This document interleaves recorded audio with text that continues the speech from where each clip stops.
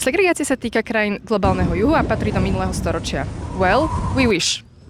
Poďme sa pozrieť, ako je to naozaj. Na Slovensku dnes žije približne 450 až 500 tisíc Rómok a Rómov. Rómske deti tak tvoria významnú časť žiactva v mnohých regiónoch, najmä na východnom a strednom Slovensku. Presné číslo nepoznáme, pretože štát neeviduje žiactvo podľa ich etnickej príslušnosti. To však neznamená, že segregáciu nevidíme. Amnesty International poukázala vo svojej správe Oddelený a nerovný v roku 2025, že rómske deti v našom školskom prostredí naďalej čelia rôznym formám segregácie.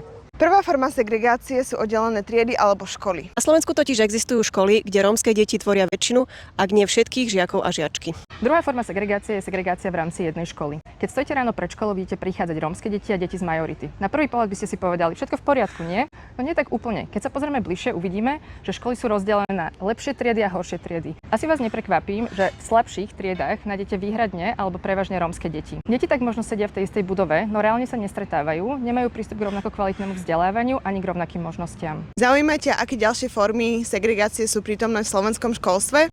Stay tuned!